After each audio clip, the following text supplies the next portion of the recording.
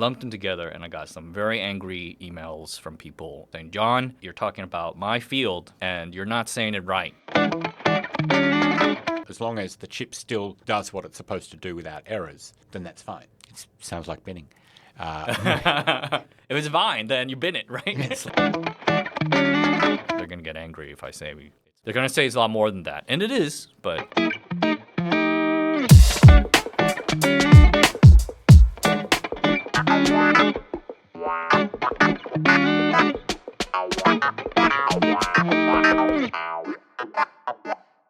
Welcome to Supply Chain. I'm Tim Culpin of Culpium. And I'm Jon from Asianometry. Jon, you've done some Asianometry videos on the back-end stages of chip making.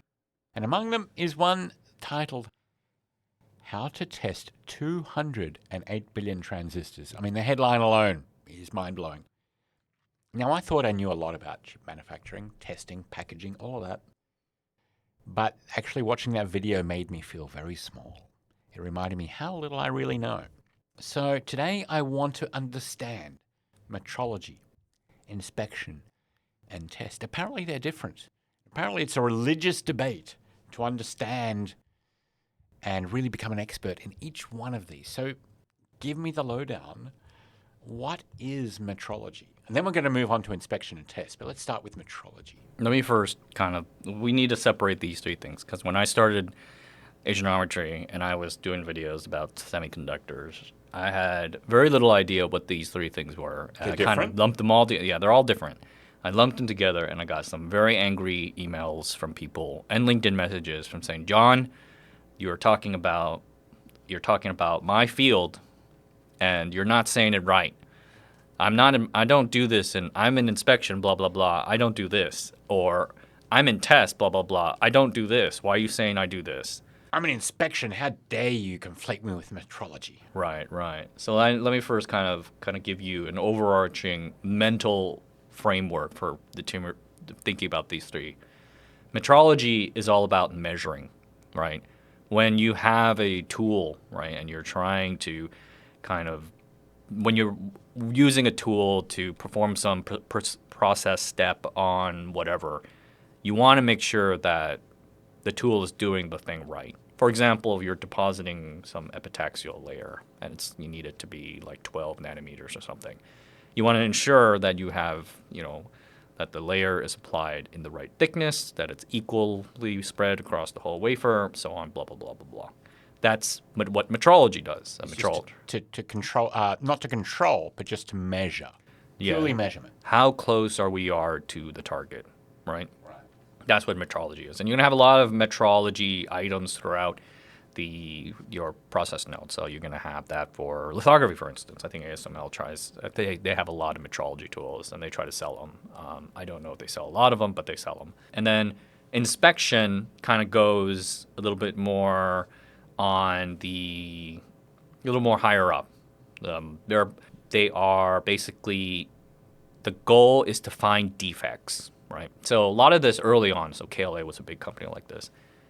You'll take a photo, you'll flash light off of a patterned or unpatterned wafer, and it's going to compare it, right? It's almost like, I would say, I wish I knew like a really great metaphor for this, but it's kind of like overlaying images on top of each other. You take all those cartoons that look the same, but you got to find 12 differences between them. Correct. Yeah, that's a good one. Yeah. So basically, you're looking for differences, and that's what inspection is about. They're going to get angry if I say they're going to say it's a lot more than that, and it is. But essentially, you're looking for defects, and you kind of do this throughout the process node. And you're looking for defects by comparing it to a known good image or test pattern or whatever that is the base from which you're trying to find a difference. The golden thing, yeah, like you have a golden wafer or a golden whatever. And then the next thing, test. Test is done nearly at the end. So you do inspection throughout, you do metrology throughout. Test is almost always done at the end. It's kind of like the go or no go for a chip. So you're going to do it when it comes off the wafer, when it comes out of the wafer fab, and then you're going to do it when you cut the wafer up, put it in the die, put it in the package, and then kind of test it up. And then what you're going to do is, testing has changed throughout the years, but nowadays, as how they've done it now, is that they're going to send in a whole bunch, they're going to shift in all these bits, basically. And these bits will basically, it's almost like balls. You send in balls, and then you watch the balls come out, go through the chip, and then the balls come out. And you're going to find out, do the balls come out at the right time in the way that you're expecting? And if they do not, then you know there's something wrong with the chip. The chip will not function. Right. So doesn't necessarily mean it's a defect, but it's like, does this thing work? It's not getting the result you expect. I guess I can see the similarity with software testing, where you run the basics of the software to get the things that you'd expect. But then you'd also have to look for edge cases, wouldn't you? Yeah, you would look for edge cases, or you would actually there's also the similarity with software testing, where you would design the chip for testing. You would build it in such a way where you would have certain functions that you would build out a function to put that right in the chip, expecting it for testing. So the whole purpose of this function or these circuits within the chip is purely for testing, and once it's actually out in the wild in use, it's not needed anymore, but it's just was built in for the testing process. Right. And this paradigm of shifting in bits and doing these scans and then shift them out, that's kind of like a very recent thing. Didn't quite do that all the time. Early on is way different. But nowadays, I would say, from my understanding, from what people tell me, that's kind of how it is now, because these chips do so much and the functions are so complicated now that you no longer can test them to see if they do the work. Because the old way was called functional testing. You would just see, can they do the job? But like you said, there are too many edge cases and there's too many combinations. So at the end, they're saying we're just going to test to see if this thing breaks, if there's breaks within the chip, or if it doesn't work in a way to expect. And it's getting harder. It's getting harder because you got GPUs now with 200 billion transistors. I mean, Vera Rubin probably has a lot more than that, but it's crazy. And so these GPUs are pushing test rigs to like the very limit of what they can do now. Like these rigs are like liquid cooled. They're like the data centers themselves. They're essentially are, because you're testing whether or not this thing can actually perform in the data center. So you should ergo put it in a data center like structure. Right. So you're basically trying to put it through its paces of what would happen in a real world scenario. But if I understand correctly, you can't actually test all 208 billion transistors. You can only take a sample of all of those transistors and run them in certain ways to get an idea of whether or not it's going to work. Well, I mean, all the transistors are doing something, right? Like, you don't just put random transistors to do nothing. I think the idea is more like you're looking to not to see whether the transistor will perform in every scenario. You're looking to see if the transistor is broken. Right. If any of these transistors are broken in a way that breaks the function of the chip. You know what I mean? So it's a little subtle. It's a subtle change. It's a subtle change. It's not necessarily a problem that a random sample of transistors are broken or non-functional. As long as the chip still does what it's supposed to do without errors, then that's fine. It sounds like binning. If it's fine, then you bin it, right? It's not a problem. As long as it works, it doesn't matter if it's broken, right? There's broken stuff, then we're going to bin it and sell it for a MacBook Neo. If it's not broke, don't fix it. So metrology then is essentially measuring throughout the process from start to finish. Inspection is also through the manufacturing process, but really test comes towards the end of the process, of the manufacturing process, into the next stage, such as, say, packaging or the various after steps after the initial fabrication. You mean inspection, right? A test is a test comes near the end. There's wafer test and then there's final test. These two big test points, I would say. And wafer tests, that's the one where they have the probes. They got the things to stick in and stuff like that. It's pretty funny. Inspection happens kind of throughout the process. There's questions about how much you want to do it. And there's different types of inspection. There's on-the-line inspection. There's off-the-line inspection, where if a chip is... You would generally do on-the-line inspection if it can do it really fast. So you're going to trade speed for accuracy or something like that. If a chip is broken, right, then you'll pull it off the line, or you might take a sample of the chip, of a wafer while it's going through the process, pull that off, do a more detailed inspection, and then put it back in later. But I've not seen. Or possibly rework the wafer or something like that. Yeah, if there's something wrong, then you might know, like, this batch might be bad, right? So that's the sort of, there's no science to it, and they kind of have to choose it. I do know that strategically, both the manufacturers and the clients have to make strategic operational decisions about how much on-the-line inspection they're going to do, because if you are slowing down to inspect and do the metrology and all that, you're losing throughput. Yep. But you're increasing yield and reducing defect. Right. But it may not be worth it. Yeah. It may be like, okay, we'll just accept that defect. Right. So that's kind of an art science decision that has to be made by the client, by the manufacturer, and so forth, to decide how far they want to go down that process of inspection and test to avoid problems that are important, but not so important that it's worth slowing down the line for. Yeah. And I think, like, it's kind of interesting where the same thing happens with testing too. When you have a kind of at the very end, right? You have a testing strategy, and you have ideas about, like, well, do you want to cover this or do you want to cover that? And testing is more extreme in that you actually tend to build the testing tool as you develop the chip as well. Yeah.